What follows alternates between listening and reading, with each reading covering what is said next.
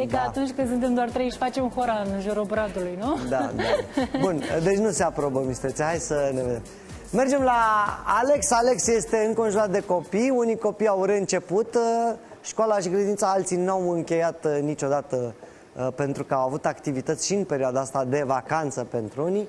Hai să vedem ce se întâmplă de Halloween, această sărbătoare care se pare că ni se potrivește de minune nouă românilor, mai ales copiilor. Bună dimineața, Alex! Buhuhu, dragilor, Dani, te-am auzit, într-adevăr am venit și noi la petrecerea de Halloween aici la grădinița din pădure. Dacă vă întrebați în ce m-am deghizat eu, m-am deghizat în reporterul implicat, nu se vede, dar se simte și vedeți și microfonul este costumat de astăzi, așadar să facem cunoștință cu activitatea de astăzi. I-am furat lui Vrăji mătura, care apropo este electrică, să nu existe vreun dubiu, și vom zbura noi așa fâș, fâș, fâș, fâș, fâș, fâș, fâș, fâș, fâș, fâș, până la Vrăji, pentru că sunt curios ce gătește aici Vrăji. Neața! Bună dimineața! Facem o ciorbiță de broască și ce-a mai băgat copiii, un lupușor, o prințesică, o să fie o delicatesă. Vă invităm la masă! Mulțumim, dar nu cred că vom veni. Întrebarea mea este încă una, în plus pentru tine. Ce tip de bronz este acesta? Este un bronz de Hawaii mediteranean. Ca să te asortezi cu broscuțele. Mulțumim tare mult. Copii, vă este foame? Da. Da, bine, poate vom veni și noi alături de voi.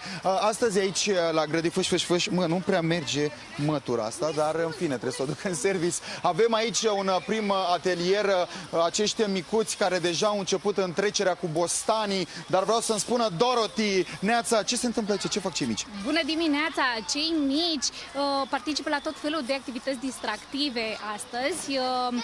Aici avem cursa dovlecilor, mai departe vom avea și alte ateliere foarte distractive în care cei mici își exersează abilitatea de a vorbi în public, de a-și etala costumele cu care i-au venit îmbrăcați. Ca la un carnaval. Exact! Cei mici au pregătit împreună cu părinții acasă acești bostani. Deci și-au exersat și creativitatea și îndemânarea. Vedeți ce bostani frumoși și ce imaginație au avut cei mici. Pare că au lucrat destul de intens, pentru că văd destul de elaborate aceste lucrări. Le-am expus să le vedeți și dumneavoastră, dar hai să vedem ce fac cei micuți. Dorothy, să știi că te-aș invita pe mătura mea, dar e cam scurtă și nu prea ai loc. Ai pantofii magici? Păc, păc, ia, păc, păc, tu cu păc, păc, eu cu fâșfâșul. Ia să vedem unde mă conduci tu acum. Ce atelier avem aici? Aici cei mici desfășoară baba oarba, se leagă la ochi și încearcă să ghicească ce personaje sunt prietenii lor. Mai departe... Da. X și 0, jocul copilăriei mele. Acum îl știi tu, ci cu tărtecuțe și cu alte materiale naturale. Draga mea, ia spune-mi tu, ce joci aici? X și 0. Și de ce îți place așa mult? Sau îți place sau nu îți place? Ia spune. Îmi place. Îți place? De ce? Pentru că te împrietenești mai bine cu colegii tăi, să înțeleg. Asta este foarte important. Și știu că, uite, îl văd și pe Gomez acolo foarte serios. În ultimele secunde pe care le avem, vreau să îl auzim și pe Gomez. Stai să iau un pahar de aici, că văd că v-ați pregătit și cu o băuturică pentru cei micuți. Ce e aici? Suc de fructe de pădure. Și eu credeam că e sânge de taur. Ia, Gomez, vreau să ne spui ceva, Gomez. Neața, Gomez, Neața. Ce faci aici?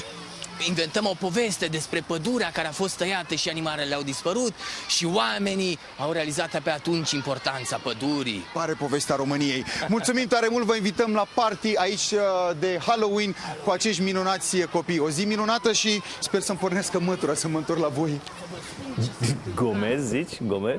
Păi nu ne vedem noi în platou aici, să vedem ce discuții avem.